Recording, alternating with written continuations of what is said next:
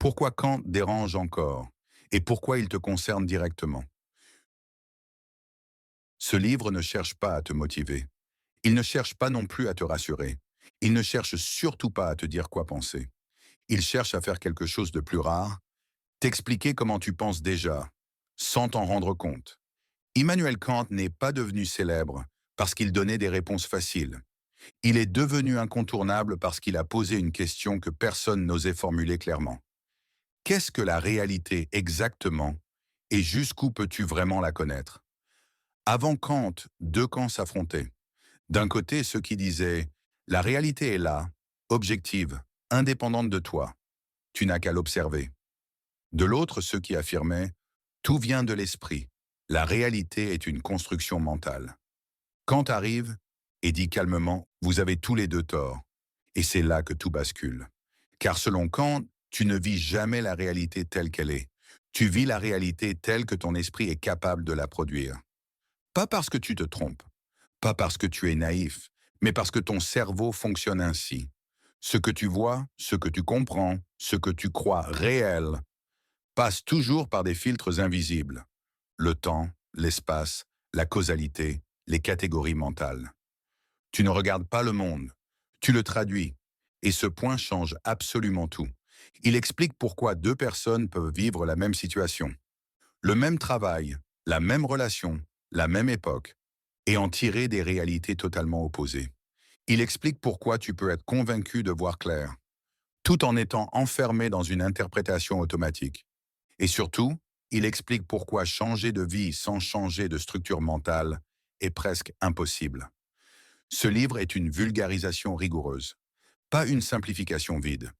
Nous allons prendre les idées centrales de Kant, celles qui ont bouleversé la philosophie, la science, la psychologie, et les rendre compréhensibles, concrètes, utilisables. Pas pour appliquer une méthode, mais pour comprendre où se situe réellement ton pouvoir et où il ne se situe pas. Tu ne trouveras pas ici de slogans, de promesses, de spiritualité floue. Tu trouveras une mécanique, une architecture, un mode d'emploi implicite de l'expérience humaine. Car Kant n'explique pas comment réussir. Il explique pourquoi tu interprètes ce que tu vis comme tu le fais. Et une fois que tu comprends ça, certaines choses cessent naturellement de t'emprisonner. Pas par effort, par lucidité. Dans le chapitre suivant, nous allons poser la base indispensable, ce que Kant appelle la différence entre le monde tel qu'il est et le monde tel qu'il apparaît. C'est là que commence réellement le déplacement. Chapitre 1. Qui est Kant et pourquoi il compte? Avant de parler d'idées, il faut comprendre qui parle. Pas pour faire une biographie scolaire, mais pour comprendre d'où vient la question. Immanuel Kant naît en 1724 à Königsberg, une ville aujourd'hui disparue sous ce nom. Il ne voyage presque pas. Il ne mène pas une vie spectaculaire. Il ne cherche pas à fonder une école mystique ni à choquer son époque. Et pourtant, il va bouleverser la manière dont on pense la réalité. À son époque, la philosophie est bloquée dans une impasse. D'un côté, les rationalistes affirment « la raison peut tout connaître par elle-même ». De l'autre, les empiristes répondent « rien n'existe pour l'esprit sans l'expérience ». Deux camps, deux certitudes opposées et aucun moyen de trancher. Kant arrive après des siècles de débats stériles et pose une question simple, presque dérangeante. Et si le problème ne venait pas du monde, mais de la manière dont nous essayons de le connaître? C'est là que Kant devient décisif. Il ne demande pas « qu'est-ce que le monde? Qu'est-ce que Dieu? Qu'est-ce que la vérité ultime ?» Il demande « quelles sont les conditions qui rendent possible le fait de connaître quelque chose ?» Autrement dit, avant de parler de la réalité, examinons l'outil avec lequel nous la percevons. Cet outil, c'est l'esprit humain. Et c'est ici que Kant rompt avec tout ce qui précède. Avant lui, on supposait que l'esprit devait s'adapter au monde, comprendre consistait à copier la réalité telle qu'elle est. Kant inverse la perspective. Et si la réalité telle que nous la connaissons dépendait en partie de la structure de notre esprit? Ce renversement est si profond qu'il sera appelé plus tard la révolution copernicienne de la philosophie. Comme Copernic a cessé de faire tourner le Soleil autour de la Terre, Kant cesse de faire tourner la connaissance autour du monde. Il place le sujet connaissant au centre. Pourquoi est-ce important aujourd'hui? Parce que Kant ne parle pas seulement de philosophie abstraite. Il parle de perception, de limite, de certitude, de responsabilité, de ce que nous pouvons réellement savoir et de ce que nous devons cesser de croire savoir. Dans un monde saturé d'opinions, de récits absolus et de vérités imposées, Kant propose autre chose, une méthode de clarté mentale. Il ne te dit pas quoi penser, il t'explique comment penser sans te tromper toi-même. Et c'est précisément pour cela que Kant compte encore aujourd'hui. Dans le prochain chapitre, nous allons entrer au cœur de son projet avec la question qui structure toute son œuvre. Que puis-je connaître? Chapitre 2, la question centrale. Que puis-je connaître? Avant Kant, la plupart des débats philosophiques tournaient autour d'une opposition assez simple. D'un côté, ceux qui disaient « le monde est tel qu'il est, nous le connaissons en l'observant ». De l'autre, ceux qui affirmaient « la vraie connaissance vient de la raison, pas des sens ». Les premiers faisaient confiance à l'expérience, les seconds faisaient confiance aux idées. Et pendant des siècles, la philosophie a oscillé entre ces deux camps sans jamais résoudre le problème. Kant arrive à ce moment précis et il pose une question différente. Pas « qu'est-ce qui est vrai ?» Pas « qui a raison ?» mais quelque chose de beaucoup plus radical. Qu'est-ce que l'esprit humain est réellement capable de connaître? Le déplacement décisif de Kant. Kant ne commence pas par parler du monde. Il commence par parler de nous. Il se demande « que se passe-t-il exactement quand je connais quelque chose? Quelles sont les conditions nécessaires pour que la connaissance soit possible? Qu'est-ce que mon esprit fait, consciemment ou non, quand je perçois la réalité? » Autrement dit, il ne regarde pas l'objet. Il regarde le fonctionnement de la connaissance elle-même.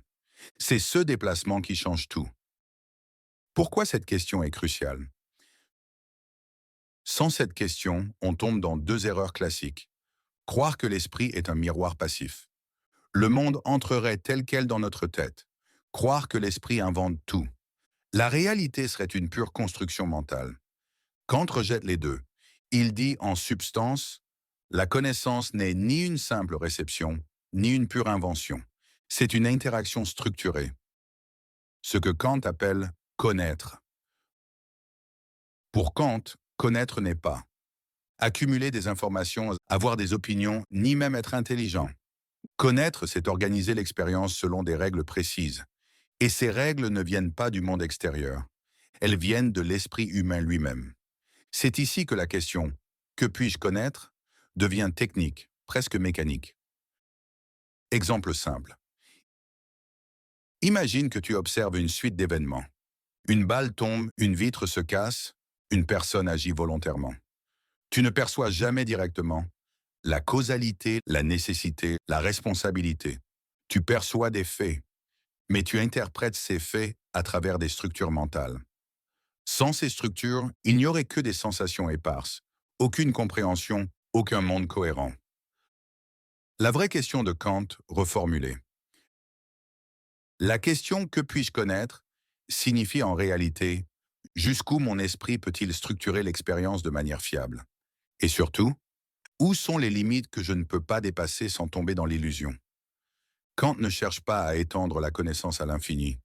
Il cherche à définir précisément ses frontières. Pourquoi Kant dérange encore aujourd'hui? Parce que cette question implique quelque chose d'inconfortable. Il y a des choses que nous ne pouvons pas connaître, non pas par manque de technologie, mais par structure même de l'esprit humain. Et reconnaître cela, ce n'est pas renoncer à penser, c'est penser avec rigueur. Une fois cette question posée, Kant va faire un pas encore plus audacieux. Il va affirmer que ce n'est pas notre connaissance qui doit s'adapter aux objets, mais les objets tels que nous les connaissons qui dépendent des structures de notre esprit. C'est ce qu'il appellera sa révolution copernicienne. Et c'est exactement ce que nous allons clarifier dans le chapitre suivant. Chapitre 3, la révolution copernicienne. Quand on parle de Kant, on utilise souvent une expression impressionnante, la révolution copernicienne de la philosophie. Mais si on s'arrête là, ça ne veut rien dire. Alors commençons simplement.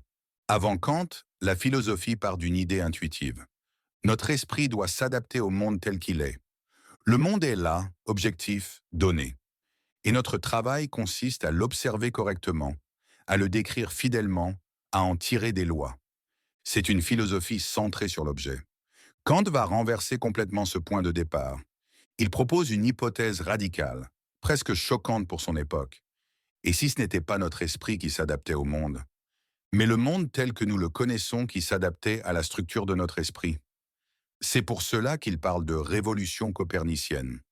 Copernic n'a pas dit « la Terre est bizarrement compliquée dans ses mouvements ». Il a dit « et si on s'était trompé de centre ?» Kant fait exactement la même chose, mais avec la connaissance. Changer de centre. Avant Kant, le centre, c'est le monde. L'esprit est un miroir plus ou moins fidèle.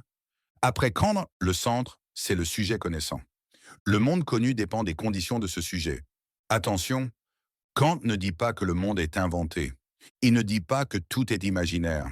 Il ne dit pas que tout est subjectif. Il dit quelque chose de beaucoup plus précis. Ce que nous appelons réalité est toujours une réalité filtrée, structurée, organisée par notre esprit. Une analogie simple.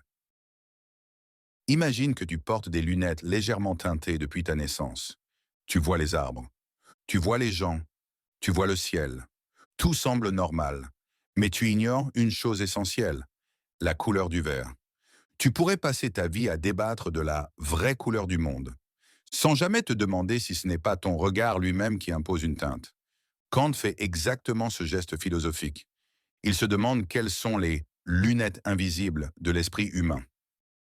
Pourquoi c'est une rupture majeure? Avant Kant, les philosophes se disputent surtout sur le contenu. Dieu existe-t-il? L'âme est-elle immortelle? Le monde est-il fini ou infini? Kant dit « Avant de répondre à ces questions, demandons-nous comment une réponse est même possible. » Il déplace la question du quoi vers le comment. Comment une expérience est-elle possible? Comment une loi scientifique est-elle possible? Comment une connaissance universelle est-elle possible? Ce déplacement change tout. Conséquence immédiate. Si Kant a raison, alors, nous ne connaissons jamais la réalité brute. Nous connaissons une réalité mise en forme par l'esprit. Cela ne rend pas la connaissance fausse. Cela la rend conditionnée. Et c'est précisément cette idée qui va conduire Kant à analyser ce que l'esprit ajoute à l'expérience, ce qui vient du monde, et surtout, où se situent les limites. C'est ce que nous allons examiner dans le chapitre suivant. Dans le prochain chapitre, nous allons entrer dans le cœur technique, mais expliquer simplement, de la pensée de Kant. Ce que l'esprit apporte activement à la réalité que nous percevons, avant même que nous ayons le moindre choix. C'est là que Kant devient vraiment concret. Chapitre 4. Ce que l'esprit ajoute à la réalité.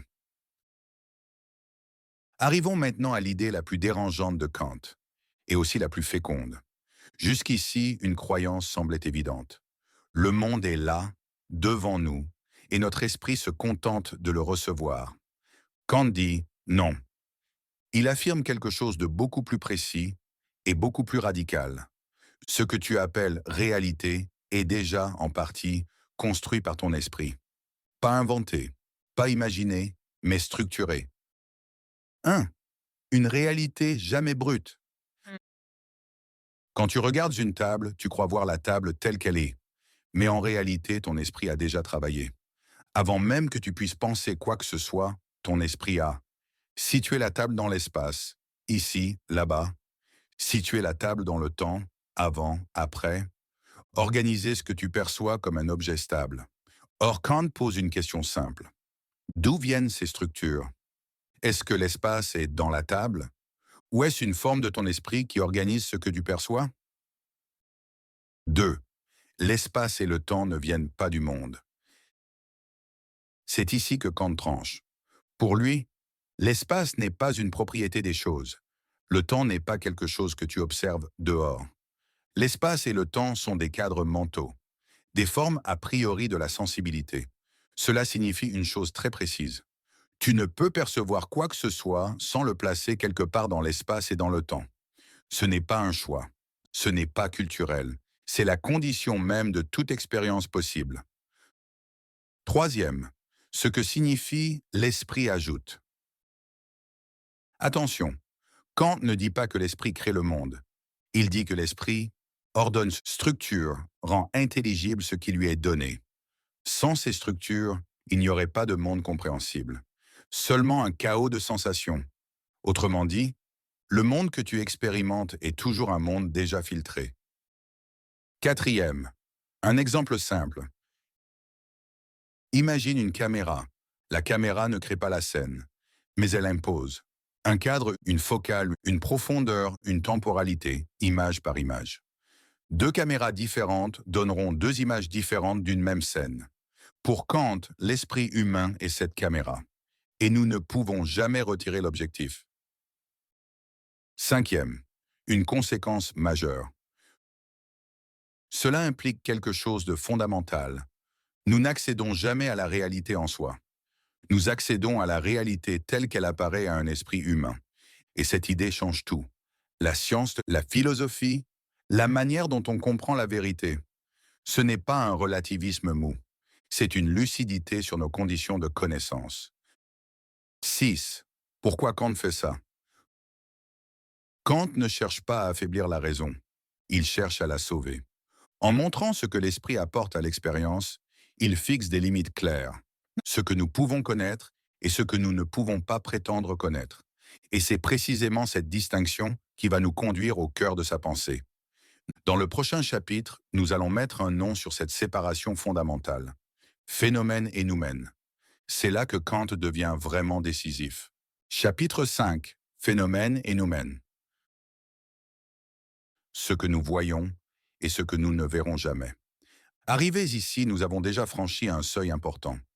Nous avons compris que, pour Kant, la réalité ne nous est jamais donnée brute. Elle est toujours organisée, structurée, mise en forme par l'esprit humain. Et maintenant, Kant introduit une distinction décisive. Une distinction simple en apparence, mais radicale dans ses conséquences. Il nous dit ceci, il faut séparer ce qui apparaît de ce qui est en soi. C'est là qu'entre deux mots célèbres de sa philosophie, le phénomène et le noumène. 1. Le phénomène, la réalité telle qu'elle apparaît. Commençons par le phénomène. Un phénomène, chez Kant, ce n'est pas quelque chose d'étrange ou de mystérieux. C'est au contraire tout ce que nous expérimentons. Ce que tu vois, ce que tu entends, ce que tu touches, ce que tu mesures, ce que la science observe. Autrement dit, le phénomène, c'est la réalité telle qu'elle apparaît à un esprit humain. Mais attention, ce n'est pas la réalité telle qu'elle est en soi. C'est la réalité telle qu'elle passe par l'espace, le temps, les catégories de l'entendement, cause, substance, relation, etc. Quand tu vois une table, tu ne vois pas la chose en soi. Tu vois une table dans l'espace, dans le temps, avec une forme, une solidité, une cause, une fonction. Tout cela appartient au domaine du phénomène.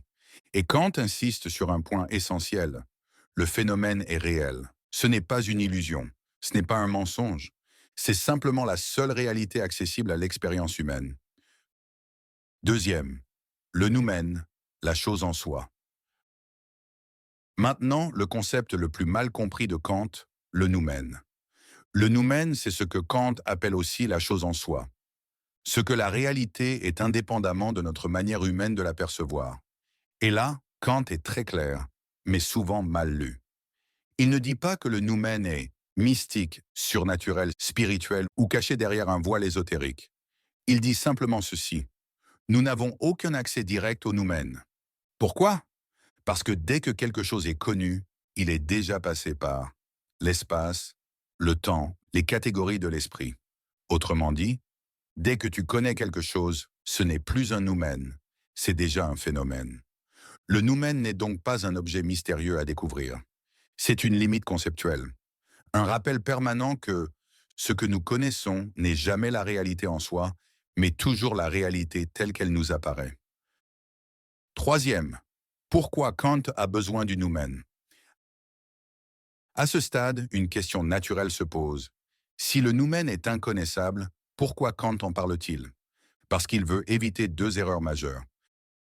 Première erreur, le dogmatisme. Croire que notre connaissance décrit la réalité telle qu'elle est absolument. Kant dit non. La science décrit le monde phénoménal, pas la chose en soi.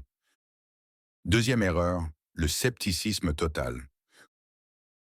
Croire que, Puisque nous ne connaissons pas la chose en soi, rien n'est valable. Kant dit non aussi. La connaissance phénoménale est solide, fiable, universelle. Tant qu'elle reste dans son domaine légitime, le noumen sert donc de frontière. Il empêche la raison de se prendre pour Dieu sans pour autant la plonger dans le nihilisme. Quatrième, une image simple pour comprendre. Imagine que tu portes des lunettes spéciales depuis ta naissance. Ces lunettes structurent tout ce que tu vois. Les formes, les distances, les couleurs, les relations. Le monde que tu perçois est cohérent, stable, mesurable. C'est le monde phénoménal. Mais peux-tu voir le monde sans ces lunettes? Non. Tu peux seulement savoir qu'elles existent, parce que tu comprends leur rôle. Les lunettes, ce sont l'espace, le temps, les catégories de l'entendement. Le monde sans lunettes, ce serait le noumen. Non pas faux, mais inaccessible. Cinquième, une conséquence profonde, sans morale pour l'instant. À ce stade, Kant n'est pas encore en train de parler de morale ou de liberté. Il est en train de poser une base. Il nous dit, la science parle du phénomène, la métaphysique classique s'égare quand elle prétend parler du noumen, la raison humaine est puissante, mais finie. Et cette distinction va avoir des conséquences énormes sur la religion, sur la morale, sur la liberté, sur la dignité humaine. Mais pour l'instant, retenons l'essentiel. Nous connaissons le monde tel qu'il apparaît, pas tel qu'il est en soi. Et cette limite n'est pas une faiblesse, mais une condition de la connaissance. Dans le prochain chapitre, Kant va aller encore plus loin. Il va montrer que cette limite n'est pas seulement théorique, mais qu'elle marque la frontière ultime de la raison humaine elle-même. Chapitre 6. Les limites de la raison. Ce que la pensée peut faire et ce qu'elle ne peut pas faire. Arrivons maintenant à un point décisif de la pensée de Kant. Un point souvent mal compris, mais absolument central. Kant ne cherche pas à rendre l'être humain plus faible intellectuellement. Il cherche à éviter une erreur fondamentale. Demander à la raison ce qu'elle ne peut pas donner. Depuis des siècles, la philosophie faisait exactement cela. Elle utilisait la raison pour tenter de prouver l'existence de Dieu, l'immortalité de l'âme, l'origine absolue de l'univers, le sens ultime de tout ce qui existe. Et à chaque fois, elle tombait dans des contradictions insolubles.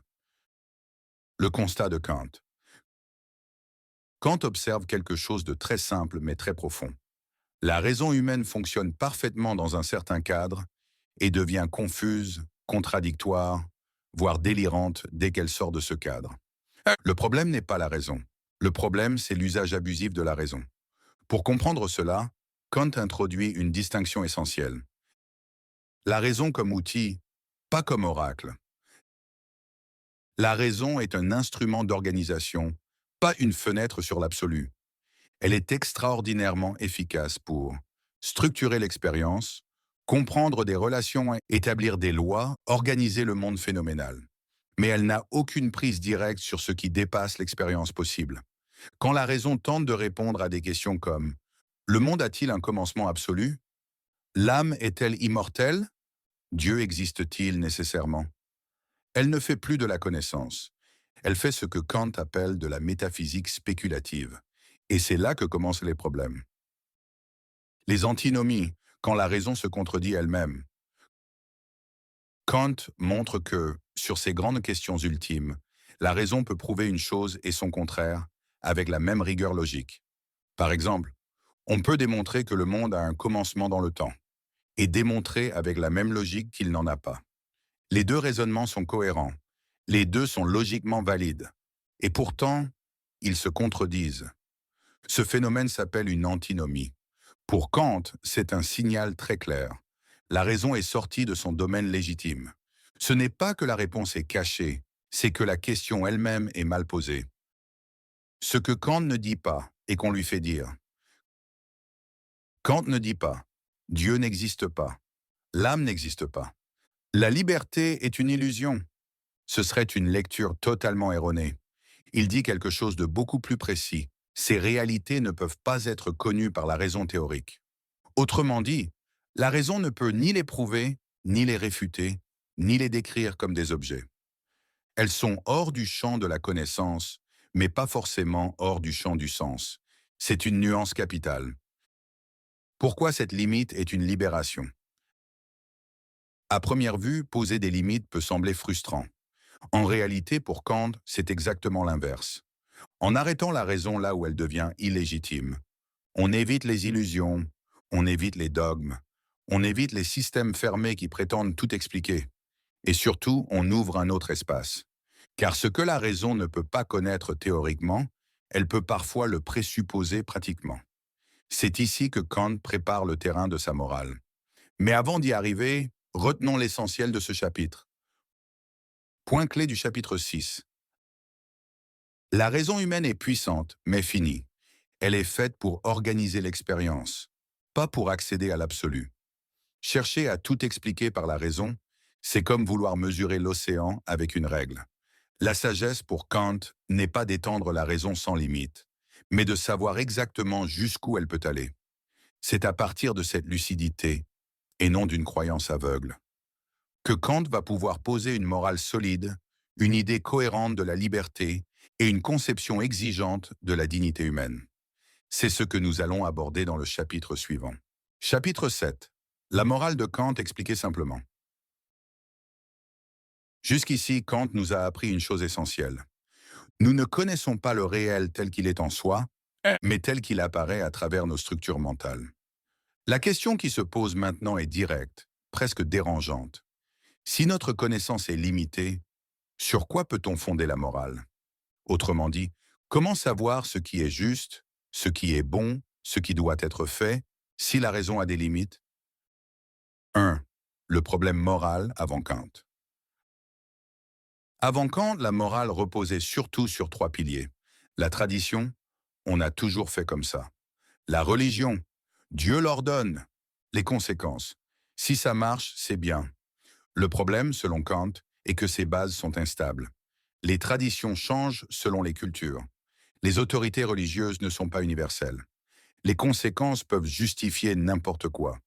Si la morale dépend du résultat, alors mentir, manipuler ou écraser quelqu'un devient acceptable, tant que ça marche. Kant trouve cela dangereux. Il cherche donc une morale qui soit universelle, rationnelle, indépendante des circonstances valables pour tout être humain. 2. Le point de départ de Kant, la bonne volonté. Kant commence par une affirmation radicale. La seule chose qui soit bonne sans condition, c'est la bonne volonté. Pas l'intelligence, pas le succès, pas le bonheur, pas l'efficacité. Pourquoi? Parce que toutes ces choses peuvent être utilisées pour faire le mal. Mais une volonté authentiquement morale reste morale, même si elle échoue. Ce qui compte n'est donc pas ce que tu obtiens, mais la manière dont tu décides d'agir. Troisième, agir par devoir et non par intérêt. C'est ici que Kant fait une distinction essentielle. Il y a trois façons d'agir. Par intérêt. Je fais le bien parce que ça m'arrange. Par inclination. Je fais le bien parce que j'en ai envie. Par devoir. Je fais le bien parce que c'est juste, même si ça ne m'arrange pas. Pour Kant, seule la troisième a une valeur morale réelle. Exemple simple. Aider quelqu'un parce que tu te sens bien. Ce n'est pas immoral, mais ce n'est pas encore moral au sens strict. Aider quelqu'un alors que ça te coûte, sans bénéfice, simplement parce que tu reconnais que c'est ton devoir, là commence la morale. Ce n'est pas très séduisant, mais c'est extrêmement cohérent. Quatrième, la loi morale ne vient pas de l'extérieur. Voici le cœur de la morale kantienne. La loi morale ne vient pas de Dieu, ne vient pas de la société, ne vient pas de l'émotion. Elle vient de la raison elle-même. Kant appelle cela l'autonomie morale. Être moral, ce n'est pas obéir. C'est se donner à soi-même une loi rationnelle. Tu n'agis pas bien parce que quelqu'un te regarde, mais parce que tu reconnais intérieurement une règle valable pour tous. 5. Pourquoi Kant refuse la morale basée sur le bonheur? Beaucoup de morales disent « une action est bonne si elle rend heureux ». Kant refuse cette idée. Pourquoi? Parce que le bonheur est subjectif, varie selon les personnes, peut entrer en conflit entre individus. Une morale fondée sur le bonheur devient une négociation permanente. Elle ne protège pas les plus faibles. Kant veut une morale qui protège la dignité humaine, même quand c'est inconfortable. C'est pour cela que sa morale est souvent perçue comme dure, mais elle est surtout exigeante. À ce stade, une question devient inévitable. Quelle est cette loi morale universelle que la raison peut formuler? Kant va y répondre avec une idée devenue célèbre, mais souvent mal comprise. L'impératif catégorique. C'est ce que nous allons clarifier dans le prochain chapitre, sans jargon, sans formules obscures et sans trahir la pensée originale. Chapitre 8. Liberté, responsabilité, dignité. Arrivé ici, une chose devient claire. Chez Kant, la liberté n'est pas ce que l'on croit spontanément. Ce n'est pas faire ce que je veux, ni suivre mes envies, ni agir sans contrainte. Au contraire, pour Kant, être libre ne signifie pas obéir à ses désirs, mais être capable de ne pas leur obéir. 1. La liberté n'est pas psychologique, elle est morale. Dans la vie courante, on appelle liberté le fait de pouvoir choisir ce que je mange, ce que je fais, où je vais. Kant dit, ce n'est pas de la liberté, c'est de la spontanéité. Si je suis poussé par mes impulsions, mes peurs, mes intérêts, mon confort, alors je ne suis pas libre. Je suis déterminé par quelque chose. La vraie liberté commence quand je peux dire, je pourrais faire autrement, mais je choisis de ne pas le faire. 2. Pourquoi Kant relie liberté et responsabilité? C'est ici que Kant fait un lien fondamental. Sans liberté, il n'y a pas de responsabilité. Si tout ce que je fais est causé par mon caractère, mon éducation, mon passé, mes pulsions, alors je ne suis pas responsable moralement. Je fonctionne comme une machine complexe. Mais Kant affirme quelque chose de radical. Quand tu agis moralement, tu te considères toi-même comme libre. Même si, théoriquement, tu ne peux pas le prouver. La liberté n'est pas un fait observable. C'est une condition nécessaire pour que la morale ait un sens. Troisième, la dignité humaine, le cœur de Kant. De cette idée découle l'un des concepts les plus puissants de Kant, la dignité. Pourquoi un être humain a-t-il une dignité absolue? Pas parce qu'il est intelligent, pas parce qu'il est utile, pas parce qu'il réussit, mais parce qu'il est capable de se donner une loi à lui-même. Autrement dit, il peut réfléchir, se retenir, choisir par devoir. Et cela change tout. Un être qui peut agir moralement ne doit jamais être traité comme un simple moyen. C'est l'un des principes les plus connus de Kant. Traite l'humanité, aussi bien en ta personne que dans celle d'autrui, toujours comme une fin, et jamais seulement comme un moyen. Quatrième, ce que ça change concrètement. Cette idée est à la base de les droits humains, le respect de la personne, la responsabilité individuelle, la justice moderne. Elle implique quelque chose de très exigeant. Je ne peux pas utiliser quelqu'un. Même si cela m'arrange, même si c'est efficace, même si tout le monde le fait, parce que cela nierait sa dignité. Cinquième liberté, absence de règles. Dernier point crucial, chez Kant, la liberté n'existe pas sans règles, mais pas des règles imposées de l'extérieur, des règles que la raison reconnaît comme valables pour tous. C'est pourquoi Kant n'est ni permissif, ni moralisateur simpliste. Il dit simplement, être libre, c'est être capable de répondre de ses actes devant la raison. À ce stade, on comprend mieux pourquoi Kant est encore central aujourd'hui. Il ne nous dit pas quoi penser. Il nous montre comment penser, comment agir sans se mentir, comment assumer pleinement nos choix. La question suivante devient alors évidente. À quoi sert Kant aujourd'hui, concrètement, dans notre monde moderne? C'est exactement ce que nous allons examiner dans le prochain chapitre. Chapitre 9. Kant aujourd'hui. Application concrète. Kant est souvent perçu comme un philosophe abstrait, enfermé dans des livres difficiles.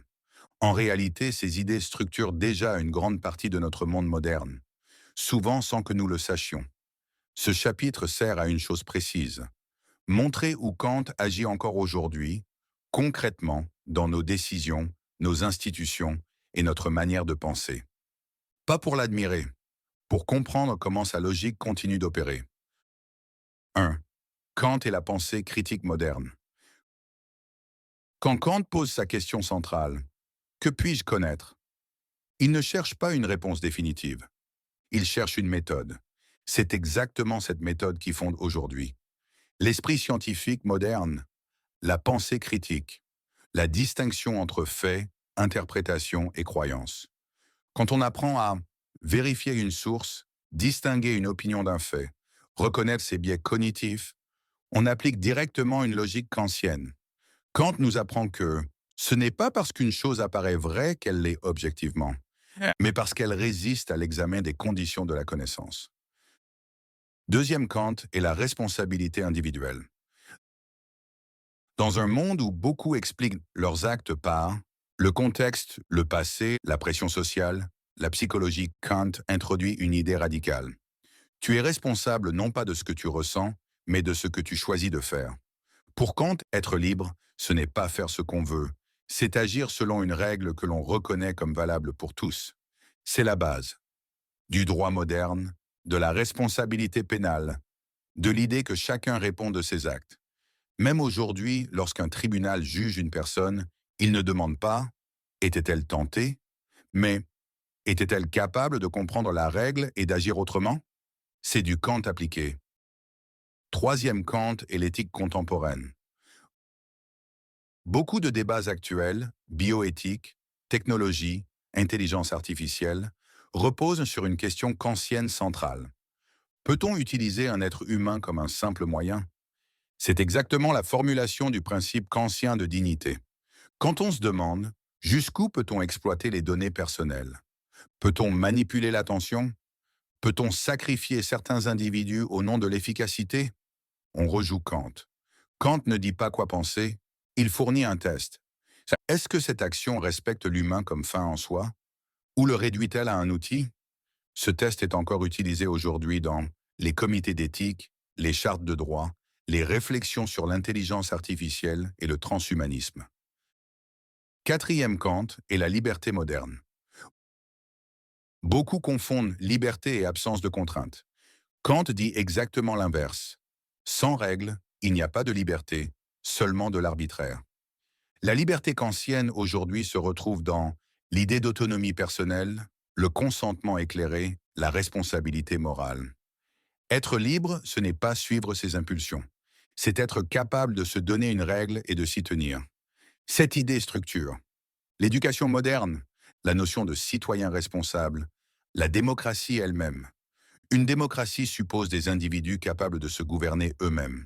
C'est une hypothèse kantienne. 5. Kant dans la vie quotidienne, sans le savoir. Chaque fois que tu refuses de mentir, même si ça t'arrange, respecte une règle que personne ne te force à suivre. Traite quelqu'un avec dignité, même si tu pourrais l'utiliser. Tu agis selon une logique kantienne. Pas parce que tu as lu Kant, mais parce que son cadre est devenu une structure implicite de la modernité. Kant n'est pas un philosophe du passé. Il est une infrastructure mentale de notre époque. 6. Ce que Kant nous laisse vraiment. Kant ne donne pas une vision du bonheur, un mode d'emploi de la vie, une vérité révélée. Il laisse autre chose, plus exigeant, une discipline de pensée. Il nous apprend à distinguer ce que nous savons de ce que nous croyons, à agir sans nous mentir, à reconnaître nos limites sans renoncer à la clarté. C'est pour cela que Kant reste actuel. Pas parce qu'il rassure, mais parce qu'il oblige à penser avec rigueur. Conclusion. Ce que Kant te laisse vraiment. Nous arrivons à la fin de ce parcours, et il est important de clarifier une chose.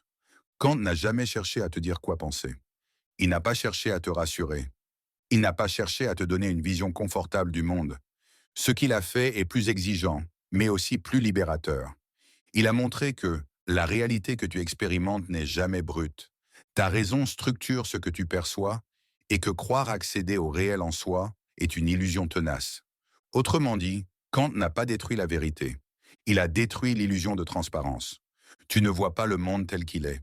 Tu vois le monde tel que ton esprit peut le recevoir. Et cette prise de conscience change tout. Elle explique pourquoi des personnes intelligentes peuvent être sincèrement en désaccord. Pourquoi les conflits naissent souvent d'une certitude mal examinée. Pourquoi la raison, lorsqu'elle dépasse ses limites, se retourne contre elle-même. Mais Kant ne s'arrête pas là. Il pose aussi une limite saine. Il y a des choses que la raison ne peut pas connaître, mais qu'elle doit respecter. C'est ici que sa pensée devient profondément moderne. Il te dit, en substance, sois rigoureux avec ce que tu affirmes, humble avec ce que tu ignores et responsable dans ce que tu fais. Car si tu ne peux pas connaître le réel ultime, tu peux agir comme si tes actes avaient une valeur universelle. C'est là que naissent la dignité humaine, la responsabilité morale et une liberté qui n'est pas une excuse mais une exigence. Kant ne promet pas le bonheur. Il propose quelque chose de plus rare, la clarté. Une clarté qui évite le dogmatisme. Une clarté qui protège contre les illusions séduisantes. Une clarté qui t'invite à penser par toi-même sans te prendre pour le centre du monde. Si cet audio-livre a un seul objectif, ce n'est pas de te faire aimer Kant. C'est de te montrer pourquoi, plus de 2 siècles plus tard, ces questions restent les nôtres. Que puis-je connaître? Que dois-je faire? Que puis-je espérer? Kant n'apporte pas des réponses finales. Il t'apprend à poser les bonnes questions, avec méthode, avec rigueur et avec honnêteté. Et dans un monde saturé d'opinions rapides, c'est peut-être l'héritage le plus précieux qu'un philosophe puisse laisser.